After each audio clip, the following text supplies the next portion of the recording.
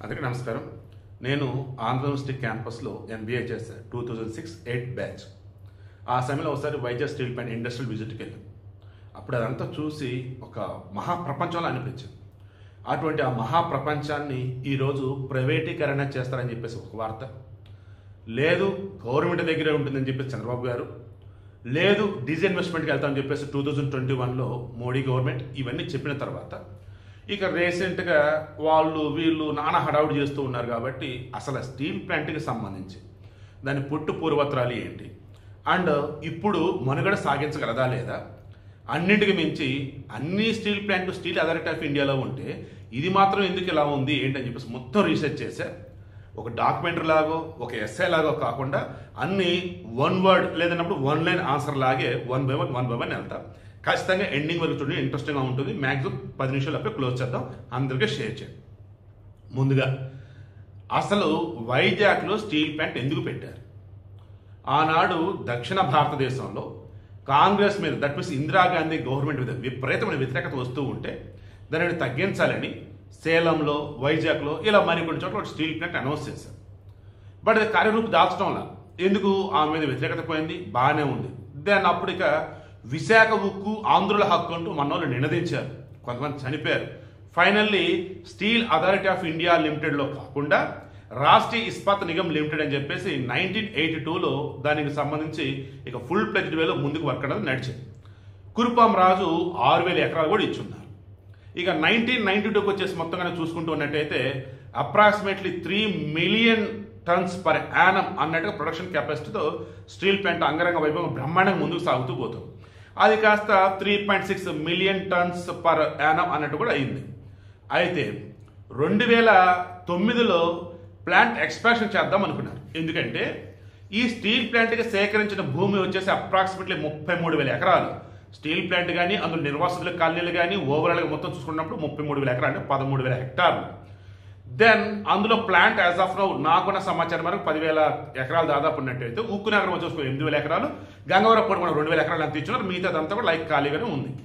So ఇప్పుడు దీని మీద బడాబాబుల కన్నుబడి, ఎందుకంటే ఏషియాలో సముద్రం పక్కన ఉన్నటువంటి స్టీల్ ప్లాంట్, దట్టు పక్కనే పోర్ట్, మొత్తం రైల్వే లైన్లు, ఈ పక్కన వచ్చేసి హైవేలు, ఇంత ఎక్స్ట్రాడినరీ ల్యాండ్ బ్యాంక్ ఎక్కడ లేదు. ఇట్ జస్ట్ లైక్ కామధేను అంతే ఇండస్ట్రీస్కి, పరిశ్రమల వాళ్ళకి. ఇక వాళ్ళ మీద దీని మీద వాళ్ళ కన్నుబడి ఇక పడినప్పటికీ ఏమైంది, ఎప్పుడు ఇది నష్టాల్లోకి వెళుతూ మనం చేజిక్కించుకుందామో అనుకున్నారు. అన్ఫార్చునేట్లీ ఈ 2009లో ఎక్స్పాన్షన్ చేద్దామని అనుకున్నారు. బట్ ఈ లోపు ఏమైందంటే కాస్ట్ పెరుగుతూ పోయింది. వాళ్ళు అనుకున్న కాస్ట్ అప్రాక్సిమేట్లీ 8,000 కోట్లు దాదాపు, బట్ 14,000 కోట్ల పైచీలకు వెళ్ళిపోయింది. దెన్ 2015 నాటికి 6.3 మిలియన్ టన్స్ పర్ యానం కెపాసిటీకి వచ్చారు. 2017 నాటికి దానిని 7.3 మిలియన్ టన్స్ పర్ యానంకు చేర్చారు. ఈ మధ్యలో హుదూద్ తుఫాను ఉంటుంది, గుర్తుందా? ఈ హుదూద్ తుఫాను సమయంలో స్టీల్ ప్లాంట్లో భారీగా విధ్వంసం, అసలు అక్కడ ఏమంటారు మెషిన్స్ కావచ్చు, లేదన్నప్పుడు కన్వేర్ బెల్టులు కావచ్చు, ఇన్ఫ్రాస్ట్రక్చర్ కావచ్చు, చాలా వరకు ధ్వంసం అయిపోయింది. దానికి భారీగా లాస్ అయింది. అవన్నీ కూడా రిపేర్లో కొత్త చేయటం ఏదో జరిగింది. మీకు బాగా గుర్తుంటే భారతదేశంలో ఉన్నటువంటి steel authority of India limited సెయిల్కి సొంతంగా గనులు ఉన్నాయి, క్యాప్టివ్ మైన్స్ అంటారు. బట్ దీనికి లేవు.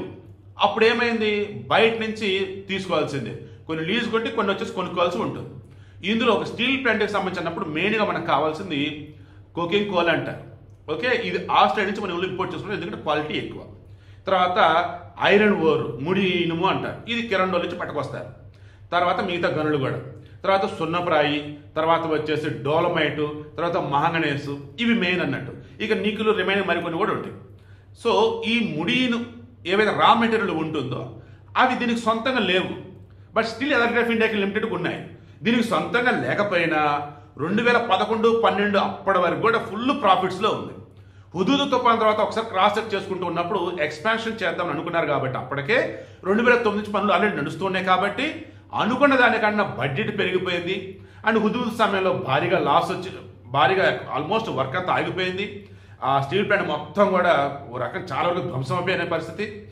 దెన్ ఎవరైతే ఇంకా డబ్బులు ఇద్దామని అనుకున్నారో వాళ్ళు క్రెడిట్ రేటింగ్లు రిమైనింగ్ కొన్ని చూసేసి వీళ్ళకి భారీ వడ్డీలకి ఇవ్వటము. ఈ మధ్యలో వచ్చేసి రాయ్బరీలీలో ఈ రైలుకి సంబంధించిన చక్రాలు అంటే చూశారు, ఆ తయారీ అన్నట్టు ఫోర్జ్డ్ వీల్స్ అన్నట్టు. ఎక్కడ వైజాగ్ స్టీల్ ప్లాంట్, ఎక్కడ రాయబరేలి?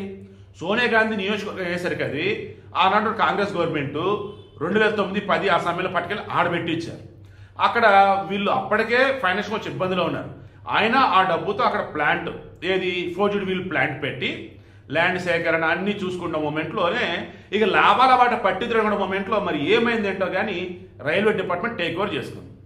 ఇక ఈలోపు ఇక్కడ స్టీల్ ప్లాంట్ విషయానికి కనుక వచ్చినట్టయితే ఉద్యోగులు మొన్న చంద్రబాబు గారు చెప్పినట్టుగా ఆల్రెడీ నిర్వాసితులకు సంబంధించి ఉద్యోగులు ఇచ్చారు. అందులో 50% వాళ్ళకే ఇస్తారు, వైట్ కలర్ కాకుండా నార్మల్గా ఉన్నటువంటివి, అంటే నాన్ ఎగ్జిక్యూటివ్ అన్నట్టు. ఇందులో ఎలా ఉంటుందంటే వైజాగ్ స్టీల్ ప్లాంట్లో అసలు పూర్తిగా రాకుండా ఉండదండి. అంటే రాకుండా వెళ్ళరు, వాళ్ళు జాబ్ చేస్తారు. 8 గంటలు ఖచ్చితంగా ఒకళ్ళే ఉండి చేసే పరిస్థితి అక్కడ ఉండదు, ఆ హీటు మొత్తం కూడా. సో 2 గంటల ఒకళ్ళు 2 గంటల ఒకళ్ళు మార్చి చేసుకుంటూ ఉంటారు.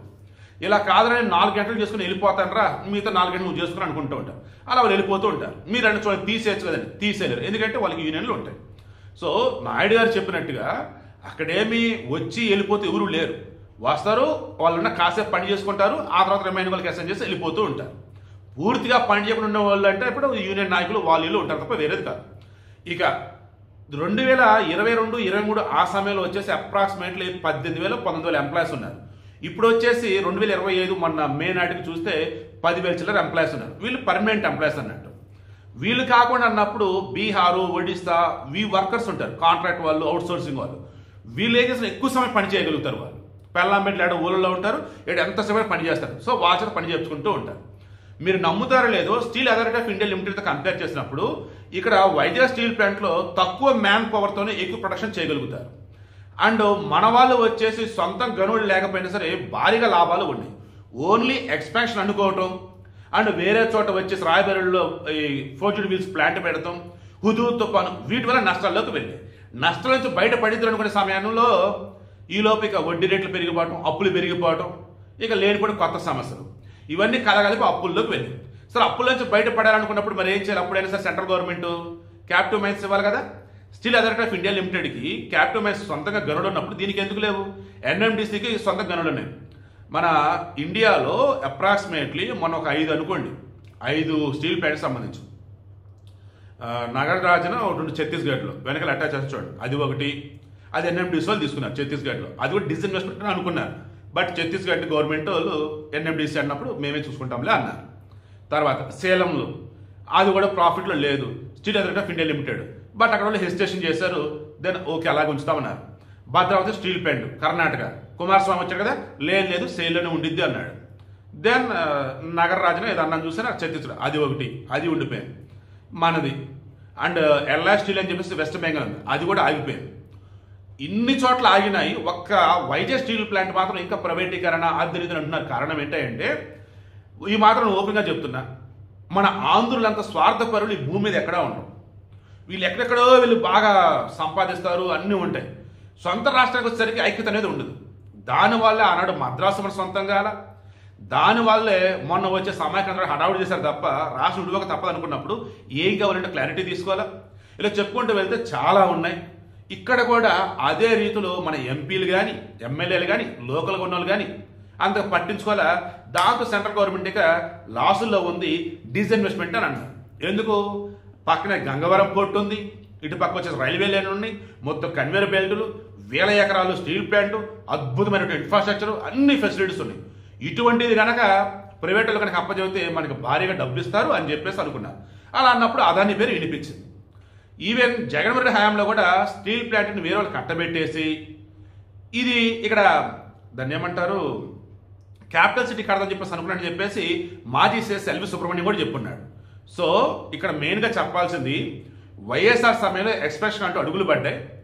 ఆ తర్వాత వచ్చేసి కాంగ్రెస్ హయాంలో వచ్చేసి రాయబరేలీలో ప్లాంటు, ఆ తర్వాత జగన్మోహన్ రెడ్డి హయాంలో వచ్చేసి డిస్ఇన్వెస్ట్మెంట్, ఆ తర్వాత వచ్చేసి ఓవరాల్ చూసుకుంటున్నప్పుడు ఆనాటి నుంచి ఈనాటి వరకు ముఖ్యమంత్రులు ఎవరైనా కానీ వైజాగ్ స్టీల్ ప్లాంట్ విషయంలో సొంతం గనులు ఉండాలి అన్న వేళ అడుగు వేయలేకపోయారు.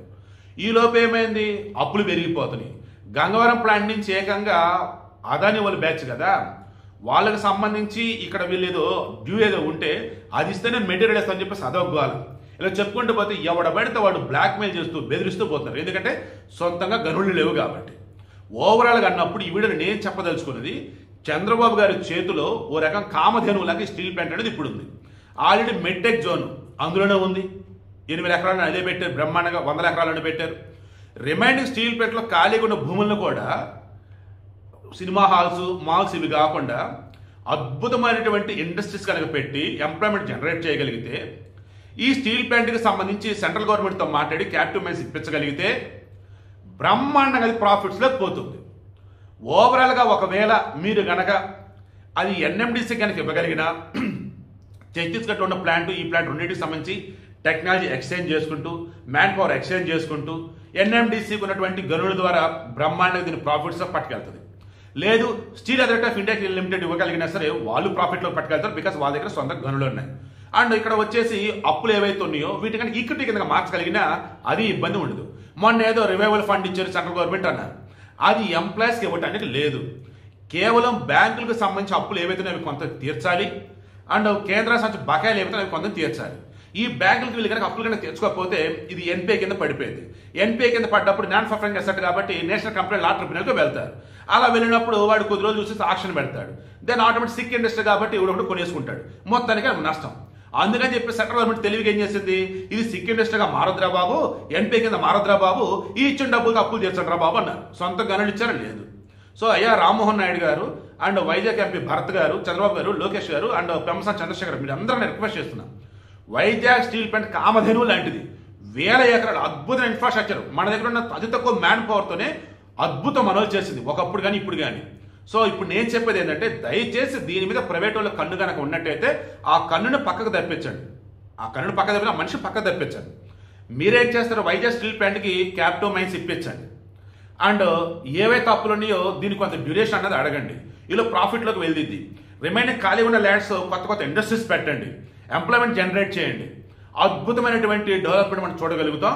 ఒక అద్భుతమైన ఒక మహానగరం మనం నిర్మించగలుగుతాం. ఆల్రెడీ నవరత్న కంపెనీలో భాగంగా ఉంది, మహారత్న కంపెనీ కూడా వెళ్ళే అవకాశం అయితే ఉంది. వైజాగ్ స్టీల్ ప్లాంట్కి మొదట్లోని ఇన్ని వేల ఎకరాలు చూపిస్తున్నారు తెలుసా, 20 మిలియన్ టన్స్ పర్ యానం కెపాసిటీని చేయాలని చెప్పేసి. ఇప్పుడు వన్స్ దాన్ని సేల్కి అప్పచెప్పినా సరే 20 million tons per annum capacity బ్రహ్మాండంగా నడిచింది. 3 బ్లాస్ట్ ఫర్నెస్ ఆల్రెడీ నడుస్తూనే ఉన్నాయి. అయితే చంద్రబాబు గారు మొన్న మధ్య ఒక శుభవార్త ఏం చెప్పారంటే, ఈ జపాన్ వాళ్ళ టెక్నాలజీ యూజ్ చేసుకొని ఈ బ్లాస్ట్ ఫర్నెస్ ఎలక్ట్రిక్ వేల కనుక చేయగలిగితే మనకి ఏమంటారు కాస్ట్ తగ్గుతుంది, ప్రొడక్షన్ కెపాసిటీ పెరుగుతుంది అన్నారు. అది కూడా నిజం. సో చంద్రబాబు గారు నిజంగా స్టీల్ ప్లాంట్ని మన రాష్ట్రంలో ఉంచి స్టీల్ ప్లాంట్ ప్రైవేట్ వాళ్ళ చేతుల్లోకి వెళ్ళకుండా కాపాడాలని చెప్పేసి అనుకున్నా, కామధేను స్టీల్ ప్లాంట్తో అద్భుతమైన లాభాలు సాధించాలనుకున్నా, రాష్ట్రానికి డెవలప్మెంట్ అద్భుతంగా సహాయపడుతుంది అనుకున్నా, ఇమీడియట్గా అక్కడున్న ఖాళీ ల్యాండ్స్లో అద్భుతమైనటువంటి కంపెనీస్, ఇండస్ట్రీస్ పెట్టండి గవర్నమెంట్వి. తర్వాత ఉన్నటువంటి ఉద్యోగులకు సంబంధించేసి ఆల్రెడీ కొందరు రిటైర్ అవుతున్నారు, రిమైనింగ్ అన్నప్పుడు ఈ పే రివిజన్ ఏదైతే ఉన్నదో అది 2017 దాని తాలూకు అనేది ఇక్కడ ఇవ్వటం లేదు, ఎందుకంటే అప్పుల్లో ఉంది కాబట్టి. అందుకని మీరు ఏం చేస్తారంటే, ఈ స్కిల్డ్ పర్సన్స్ ఎవరైతే ఉన్నారో వాళ్ళకి ఎంప్లాయ్మెంట్ వచ్చేలాగా చేసి ఈ జీతాలు రివైవ్ చేసేసి ఇక్కడ ఉన్నటువంటి ఎంప్లాయీస్ని ద బెస్ట్ వేలో కనుక మీరు కనుక రిక్రూట్ కనుక చేయగలిగితే, ఉన్నటువంటి వాళ్ళకి టెక్నాలజీ వైజ్ కానీ స్కిల్స్ వైజ్ కానీ బెస్ట్ వేలు మీరు కనుక పెంచగలిగితే అప్పుడు పూర్తిగా లాభాల్లోకి పోయింది. ఒకప్పుడు ఎలాగైతే సొంతంగా లాభాల్లో ఉందో ఇప్పుడు కూడా అలాగే లాభాల్లోకి వెళ్తుంది. సో ఏదో చెప్పాలని తొందరలో చెప్పలేదు, ఫ్లోలో లైక్ ఎలాగంటే ఒక సెమినార్ ఇస్తున్నప్పుడు కానీ ఎలా చెప్తారు అలా చెప్తూ వెళ్ళున్నాను. ఇంకా మీకు ఏదైనా డౌట్స్ ఉంటే కింద క్లారిటీగా చెప్పండి, కామెంట్స్ చేయండి, నేను చెప్తాను. మరలా చెప్తాను చూడండి, 10 నిమిషాలు కూడా బట్ 15 నిమిషాలు అవుతున్నట్టుంది. సింపుల్గా మరలా చెప్తాను. స్టీల్ ప్లాంట్కి సంబంధించి దానిని ప్రైవేట్ పరం చేయటం అంటే ఓ రకంగా అక్షయ పాత్ర వాళ్ళ చేతిలో పెడతామే, కామధేనుని ప్రైవేట్ వాళ్ళ చేతిలో పెడతామే. ఆల్రెడీ అదాని కన్ను ఉంది, పక్కన గంగవరం పొట్టుందని అంటున్నారు. అది జరగదు. అది జరిగిన రోజు ఏపీలో పాలకులు ఎవరైతే ఉన్నారో వారిని ఓస్తారు. వారు అన్యాయంగా అనవసరంగా అతి పెద్ద దాన్ని ఏమంటారు చెడ్డ పేరు తెచ్చుకున్న వాళ్ళు అవుతారు. ఇప్పుడు అనకాపల్లిలో ఆర్సెలర్ మిస్టేక్ ఏదో పెట్టబోతున్నారు కదా స్టీల్ ప్లాంట్, దాన్ని కూడా క్యాప్టివ్ మైన్స్ కావాలని చెప్పేసి మన ఎంపీలు వెళ్ళి అడుగుతూ ఉన్నప్పుడు సెంట్రల్ గవర్నమెంట్ని స్టీల్ ప్లాంట్ క్యాప్టివ్ మైన్స్ కావాలని చెప్పేసి ఎందుకు అడగలేకపోతున్నారు? ఇప్పటికైనా వైజాగ్ స్టీల్ ప్లాంట్కి సొంత గనులు ఉండేలా చూడండి, మ్యాన్ పవర్ స్కిల్డ్ పీపుల్ ఉండేలా చూడండి. అండ్ ఆ ల్యాండ్స్ ఏవైతే ఉన్నాయో వేకెంట్ వాటిని ఇండస్ట్రీస్ కోసం వాడండి. ఓవరాల్గా అన్నప్పుడు ఇది కామధేను గుర్తించండి. చంద్రబాబు గారు క్రైసిస్ మేనేజ్మెంట్ మిమ్మల్ని కొట్టినోడు లేడు, క్రైసిస్ ఆపర్చునిటీ చోట్లలో మిమ్మల్ని మించినోడు లేడు. దీనిని వాడుకోండి, నిజంగానే ఏపీకి చంద్రబాబు నాయుడు ఒక వరం అని చెప్పేసి అందరూ అనుకునేలాగా చేయండి. ఇక అంతా మీ చేతుల్లోనే ఉంది.